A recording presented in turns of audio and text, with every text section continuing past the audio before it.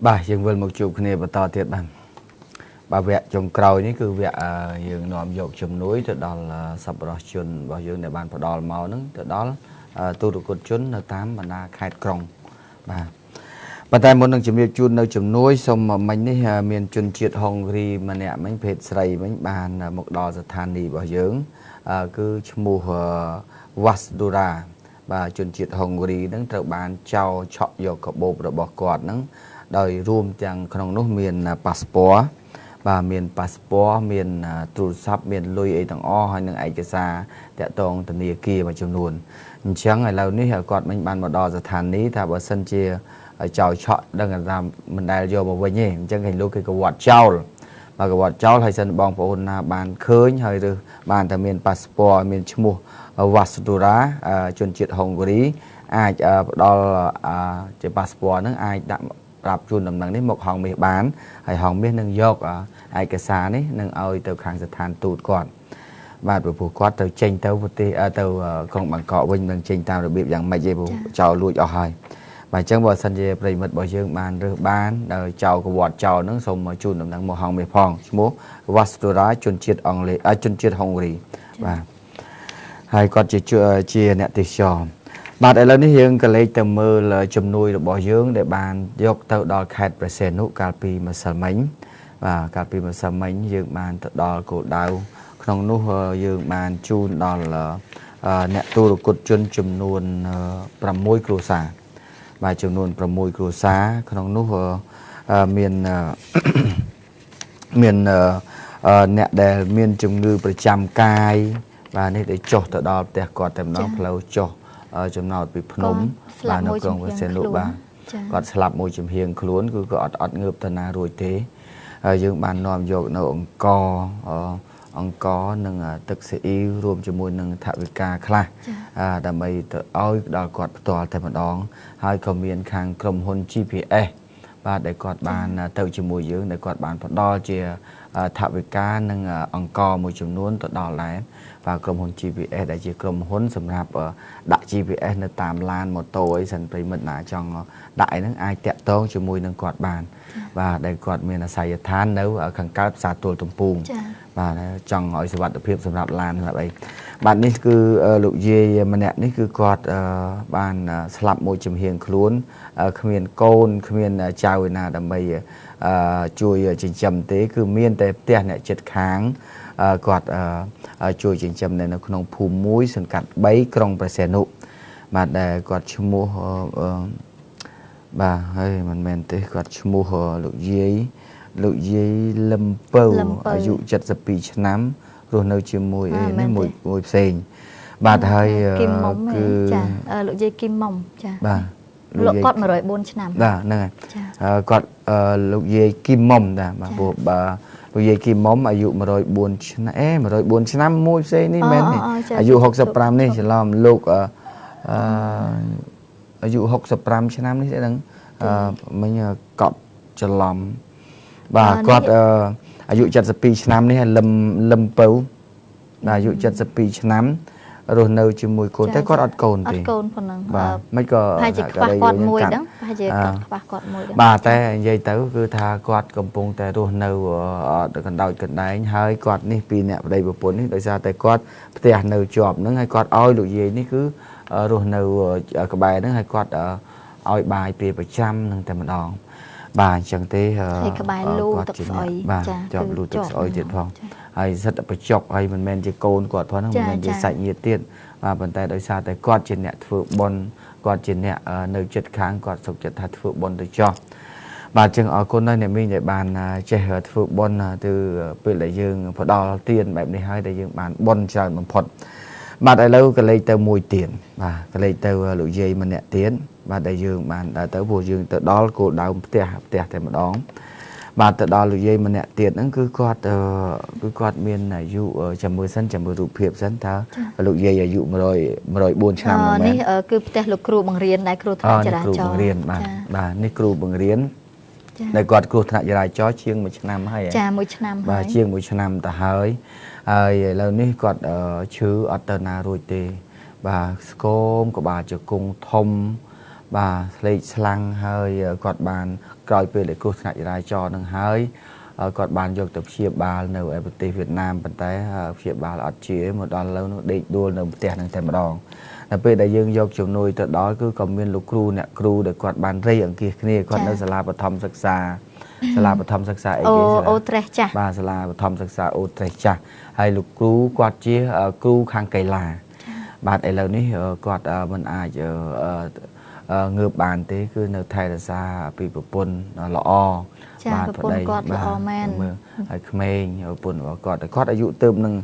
sam sập môi cho nắm nâng và quạt chỉ cừu bằng riêng dụ tôm sam sập môi cho nắm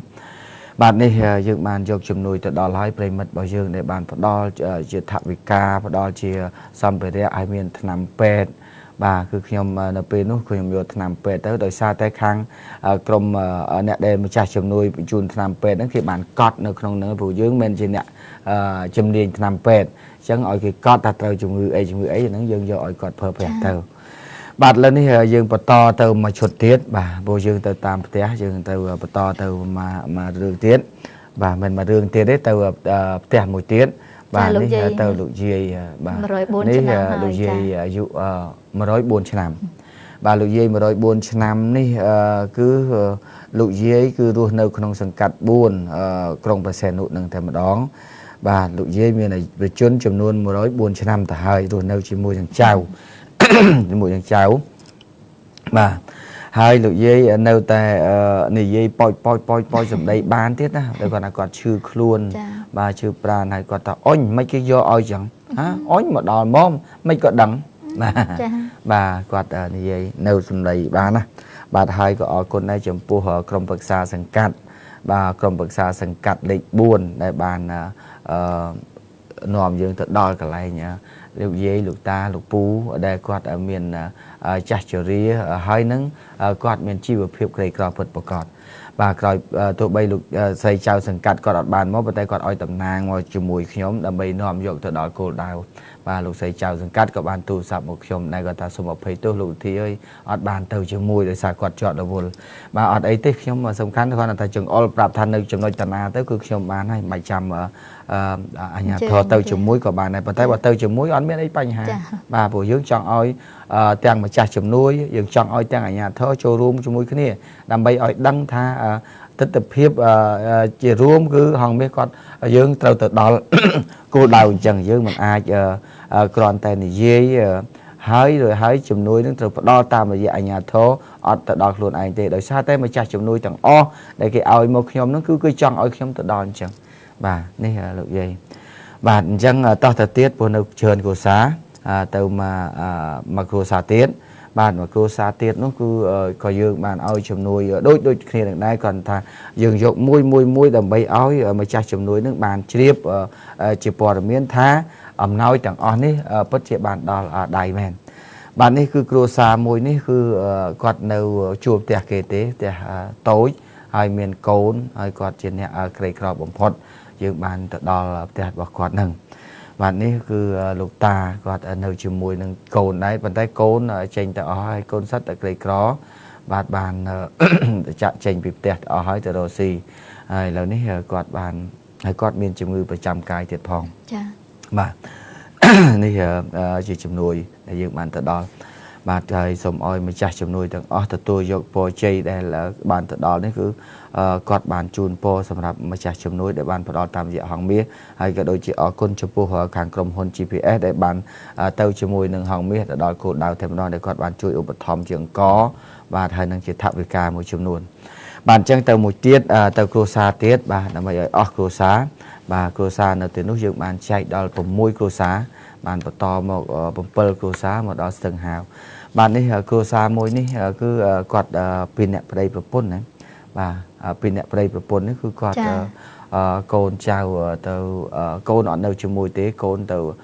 ដើររកស៊ីលក់មឹកបាទដើរទៅស៊ីលក់មឹកនៅបាត់ហើយដល់សល់តែគាត់តែពីអ្នកប្តីប្រពន្ធហើយនឹងចាំចៅមួយ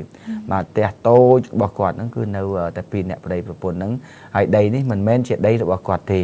បាទគឺដីគាត់បាននៅខ្ចីគេនៅបណ្ដោះអាសន្នសិន បាទដោយសារគាត់ខ្វះខាតនឹងហើយអញ្ចឹងខ្ញុំបានស្រង់ឈ្មោះ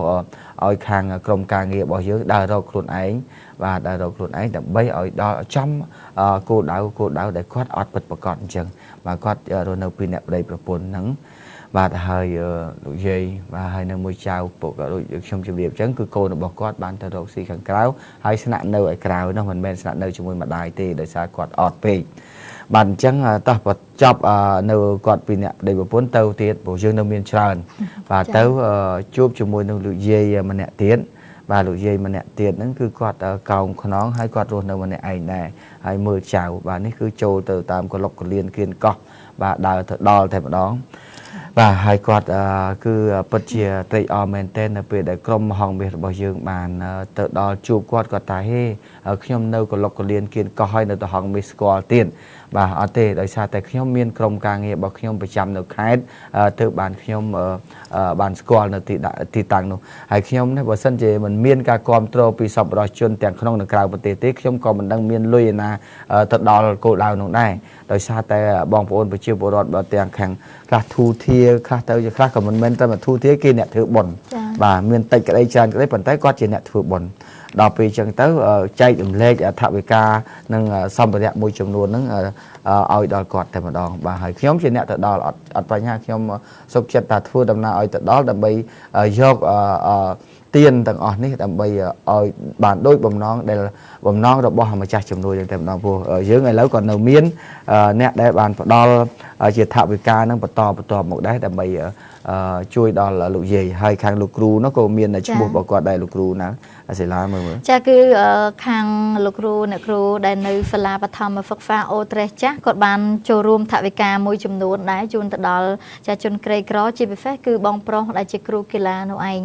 ចាគឺលោកទី1ឈ្មោះលោកសៅចន្ទធឿននាយកសាលាចាឧបត្ថម្ភ 20000 រៀលលោកភូភីទីនឧបត្ថម្ភ 10000 រៀលលោកលឹមលក្ខណាចាគឺឧបត្ថម្ភ 10000 រៀលឈ្មោះឈឹមលក្ខណាចាមិនមែនលឹមទេឈឹមលក្ខណាឧបត្ថម្ភ 10000 រៀលឈ្មោះរតពិសីចាបងស្រីរតពិសីឧបត្ថម្ភ 10000 រៀលចាបងប្រុសប្រាក់សវុតឧបត្ថម្ភ 10000 រៀលបងប្រុសសយហ្វីថូចា10000 រៀលបងស្រីហ្វុតហៀង 10000 រៀលចាបងស្រីញូនវ៉ាន់ឌីជាលោកគ្រូជាអ្នកគ្រូបង្រៀន 10000 រៀលចាបងប្រុសសំច័ន្ទថន 10000 រៀលបងប្រុសម៉ៅរទ្ធី 10000 រៀលបងប្រុសស្រីវ៉ាន់ចំណាន 10000 រៀល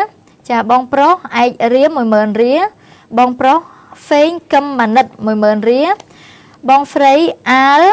ចាអាលសេរីរតគឺ 10000 រៀលសរុបទាំងអស់ទឹកប្រាក់លោកគ្រូអ្នកគ្រូនៅសាលាអូត្រេសចាស់បាន 150,000 រៀលចាបាទហើយឧបាសិកាតោមួយលៀងបាទរស់នៅសហរដ្ឋអាមេរិករដ្ឋកាលីហ្វ័រញ៉ាបាទរដ្ឋកាលីហ្វ័រញ៉ារួមជាមួយនឹងកូននិងចៅព្រមជាមួយនឹងកូននិងចៅដែលរស់នៅសហរដ្ឋអាមេរិករដ្ឋកាលីហ្វ័រញ៉ាឧបត្ថម្ភចំនួន$200សហរដ្ឋអាមេរិកដល់មូលនិធិទូហងមាសដើម្បីជួយដល់ជនក្រីក្រដែលហងមាសតែងតែទៅដល់គោលដៅអរគុណលោកយាយឧបាសិកាលោកយាយចាឧបាសិកាបាទឧបាសិកាបាទអរគុណលោកឧបាសិកាតោមួយលៀងបាទដែលរស់នៅកាលីហ្វ័រញ៉ាបាទរួមជាកូនជាមួយនឹងកូននិងចៅដែលបានឧបត្ថម្ភថវិកាទាំងអស់នេះហើយអរគុណចំពោះការ៉ាអូខេ New Star KTV បាទនៅផ្លូវ271ទល់មុខអូ3ខអមផ្សារអីតែចូលផ្សារហេងលីបាទអរគុណចំពោះការ៉ាអូខេ New Star ទល់មុខផ្សារហេងលីដែលឧបត្ថម្ភចំនួន$1 លានបាទសម្រាប់ឲ្យហងមាសយកទៅចែកដល់ទូរគតជននៅខាងក្រុងបរសេនុបសាមិញនឹងដាច់ផឹងតែម្ដងបាទហើយក៏អរគុណចំពោះអង្គការមូលនិធិកញ្ញាណាអភិវឌ្ឍសហគមន៍បាទដែលឧបត្ថម្ភចំនួន20,000 រៀលបាទ20,000 រៀលដល់ហងមាសដើម្បីយកទៅចែកមួយសាមញ្ញហ្នឹងដល់សប្បុរសជនរបស់យើងដល់ទូរគតជនរបស់យើងនៅខាងគោលដៅដែលក្រីក្រពិតប្រាកដហើយនេះលោកយាយនិងលោកតាគាត់រស់នៅពីអ្នកប្តីប្រពន្ធនេះគឺនៅស្ទឹងហាវ បាននៅស្ទឹងហាវដែលប្តីគាត់នេះគឺបានពីការឈឺនឹងជាងប្រហែលឆ្នាំទៅហើយ3 4 5ឆ្នាំទៅហើយបាទគឺងើបអត់រួចទេគឺនៅរឹងតែម្ដងឲ្យគាត់នៅតែពីអ្នកប្តីប្រពន្ធនឹងកូនចេញទៅណាឲ្យសិតតែក្រីក្របំផុតបាទហើយក៏អរគុណដែរចំពោះម្ចាស់ហាងមលប់សបៅស្ទឹងឆាយបាទដែលបានមលប់សបៅស្ទឹងឆាយហ្នឹងគឺនៅជាប់ស្ទឹងឆាយហ្នឹងតែម្ដងដែលគាត់បាទគល់ស្ពានហ្នឹងតែម្ដងហើយប្រិមិត្តដែលមានបំណងចង់ទៅបាយឯនោះអញ្ជើញទៅស្ពានហ្នឹងទៅមលប់សបៅស្ទឹងឆាយមានកន្លែងគេចុះអីគេអង្គុយល្អបាទដែលបានឧបត្ថម្ភសម្រាប់បុគ្គលិករបស់យើងដូចជាបាយពេលអីចឹងបាទ discount មិនមែនថាឲ្យឧបត្ថម្ភទាំងស្រុងទេតែគាត់ថាបថយតម្លៃទៅធ្លាប់ថាលក់100អានឹងគាត់លក់ត្រឹម50អីចឹងបាទអរគុណណាស់ហើយក្នុងនេះយើងឃើញមានជំនួយជាច្រើនទៀតដែលត្រូវបានផ្ដល់មកហើយយើងអត់ទាន់បាននេះខ្ញុំបានទទួលទូរស័ព្ទពីខាងក្រៅដែរដែលគាត់គ្រូនឹងបញ្ជូនមកបាទហើយកាលពីចុងសប្តាហ៍នេះក៏ខ្ញុំបានយកសម្ភារៈដូចជាអាវដល់កុមារកំព្រានៅអង្គការសហគមន៍កុមារកំព្រារស្មីកម្ពុជានៅបឹងទំពុនបាទអរគុណចំពោះអ្នកមីងលោកពូដែលបានផ្ដល់នៅសម្លៀកបំពាក់សម្រាប់កុមារតូចនៅ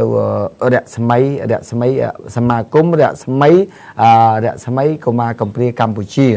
ដែលមានទីតាំងនៅក្នុងភូមិថ្នោតជ្រុំ5សង្កាត់ថ្នោតជ្រុំសង្កាត់បឹងទំពុនខណ្ឌមានជ័យ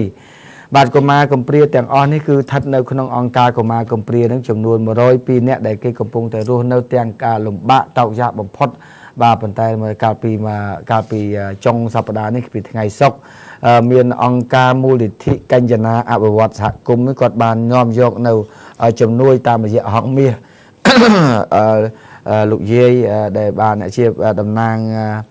ណាងអង្គការមូលនិធិនេះគាត់បានយកទៅដល់គោលដៅតែម្ដងគាត់មានមី3កែសមានអង្ករ50គីឡូក្រាមមានសៀងទឹកត្រីខកំប៉ុងអំបិលបាទទឹកស៊ីអ៊ីវទឹកត្រីបាទគាត់បានយកទៅដល់អង្គការកុមារកំព្រានឹងតែម្ដងបាទដោយសារតែគាត់មើលឃើញការលំបាករបស់កុមារកំព្រាដែលកំពុងតែចិញ្ចឹមដោយលោកតាម្នាក់នៅទីនោះនឹងហើយសប្តាហ៍នេះមានការលំបាកមែនទែនដោយសារតែលោកតាដែលគាត់ជាម្ចាស់ដែលអ្នកគ្រប់គ្រងនៅអង្គការសមាគមកុមារកំព្រារស្មីកម្ពុជានេះគឺគាត់តែងតែដើរប្រមូលនៅជំនាត្រីឬក៏ឆ្អឹងសាច់ឆ្អឹងខ្លះនៅតាមសណ្ឋាគារដែលគេផ្ដល់មកដើម្បីយកមកស្ងោរឲ្យកូនតូចដែលកំពុងតែនៅក្រោមការគ្រប់គ្រងរបស់សមាគមនេះអញ្ចឹងបើសិនជាមានសប្បុរសជនរបស់យើងអ្នកណាដែលក៏ចង់ជួយសម្រាប់កុមារកំព្រានេះអាចទៅជួយដោយខ្លួនឯងទៅដល់គោលដៅនោះក៏បានដែរព្រោះពួកគេទាំងអស់ក្មេងតូចទាំងអស់នេះគឺខ្លះម្ដាយឪពុកត្រូវបានស្លាប់ចោលទៅហើយខ្លះទៀតម្ដាយឪពុកនៅរស់ប៉ុន្តែគេគ្មានលទ្ធភាពក្នុងការចិញ្ចឹមកូនទូទាំងនៃជនបើសិនជាបានទៅដល់គោលដៅឃើញកូនតូចទាំងអស់នេះគេនៅក្នុងសមាគមប្រកាសជានឹងមានការសង្វេគជាមិនខានព្រោះពេលគេហាក់បីដូចជានៅក្នុងមលុបមួយដែលគេហៅថាចាបគ្មានសម្បុកណាបាទគ្មានកក់ក្ដៅប៉ុន្តែយ៉ាងណាក៏ដោយឥឡូវពួកគេកំពុងតែស្ថិតនៅក្រោមការគ្រប់គ្រងហើយយើងមានមូលនិធិបន្តបន្ទាប់មានកលមុនមកពីខាងប្រទេសបារាំងដែលគាត់បានជួយទៅដល់គោលដៅនោះតែម្ដងហើយក៏អាជ្ញាធរក៏គាត់កាលមុនក៏លោកគួចចម្រើនអភិបាលខណ្ឌមានជ័យក៏បានយកទៅដែរបាទអញ្ចឹងនេះខោអាវក្មេងៗតូចនេះគឺបងស្រីម្នាក់ដែលគាត់បានកាត់ទៅឲ្យអង្គការមួយកាត់ទៅឲ្យសាលារៀនមួយប៉ុន្តែសាលារៀននោះគឺត្រូវបានបិទទៅអញ្ចឹងបងស្រីថាអញ្ចឹងលុយនៅលើគាត់ទាំងអស់គាត់ត្រូវតែយកខោអាវទាំងអស់នេះមកចែកឲ្យកូនទាំងអស់តូចទាំងអស់នេះបានស្លៀកពាក់សមរម្យនឹងគេបាទនេះទូទាំងនៃជនឃើញរូបភាពខាងដើមនេះហើយដោយសារតែសពរបស់ជនរបស់យើងបានឃើញនៅទស្សនវិជ្ជាស្ដែងបាននាំយកនៅជំនួយបន្តបាទឥឡូវយើងក៏លេខទៅមើលនៅជំនួយនៅខាងខេត្តកញ្ចេះនៅខាងខេត្តកញ្ចេះនោះទូរគតជនចឹងដែរដោយសារតែកាលពីមុននោះយើងបានផ្សព្វផ្សាយទៅឥឡូវនេះលុយទាំងអស់នោះត្រូវបានផ្ដល់នឹងថវិកាមួយចំនួនទៅបានយកទៅឲ្យលោកយាយដែលទូរគតជននៅឯគោលដៅនោះទៅហើយនឹងមានអង្គមានមីបាទនឹងថវិកាមួយចំនួនបាទដែលក្រុមការងាររបស់យើងបានយកទៅដល់នៅខេត្តកញ្ចេះនឹងតែម្ដងដែរ ដោយសារតែយើងឃើញពីទស្សនវិជ្ជាជាក់ស្ដែងបែបនេះហើយយើងឃើញទៅដល់នឹងគោលដៅបែបនេះយើងឃើញហើយក៏យើងក៏បានអំពាវនាវតាមរយៈព័ត៌មានហើយសប្បុរសជនដែលអ្នកជាអ្នកធ្វើបុណ្យទានគឺគាត់បានផ្ដល់មកតែម្ដងបាទនេះជាទស្សនវិជ្ជានៅខាងខេត្តកោះចេះបាទគាត់មាន3គ្រួសារបាទ3គ្រួសារដែលយើងបានផ្ដល់ទៅដល់គោលដៅនឹងតែម្ដងបាទអរគុណចំពោះសប្បុរសជនរបស់យើងទាំងអស់ដែលបានតែងតែគ្រប់គ្រងកម្មវិធីហងមាសព័ត៌មានហើយនឹងតែងតែផ្ដល់នៅថវិកានិងជំនួយសម្ភារៈជាច្រើនសម្រាប់ឲ្យហងមាសតែងតែយកទៅដល់គោលដៅហើយជាទូទៅខ្ញុំតែងតែចុះទៅនៅពេលចុងសប្តាហ៍ហើយបើមិនមែនជាចុងសប្តាហ៍ខ្ញុំតែងតែផ្ដល់បញ្ជូនជំនួយនេះទៅតាមផ្ញើតាមរថយន្តក្រុងឲ្យក្រុមការងាររបស់យើងចែកតែម្ដងប៉ុន្តែឥឡូវដោយសារតែពេលវេលារបស់យើងដល់ទីបញ្ចប់ទៅហើយខ្ញុំជាមួយសេឡានិងសហការីរបស់យើងនឹងជម្រាបលាទូទាំងជនតែប៉ុណ្ណឹងអរគុណចំពោះដៃគូពាណិជ្ជកម្មរបស់យើងដែលតែងតែគ្រប់គ្រងកម្មវិធីហងមាសតាំងពីដើមរហូតដល់ចប់អរគុណចំពោះប្រជាពលរដ្ឋខ្មែររបស់យើងដែលទាំងនៅក្នុងប្រទេសនិងក្រៅប្រទេសតែងតែគ្រប់គ្រងនិងឧបត្ថម្ភចំពោះថវិកាសម្រាប់ជំនួយមនុស្សធម៌ទាំងអស់នេះបាទសម្រាប់ពេលនេះខ្ញុំជាមួយនឹងសេឡារួមជាមួយនឹងក្រុមការងារសូមជម្រាបលាជួបគ្នានៅថ្ងៃស្អែកបន្តទៀតបាទ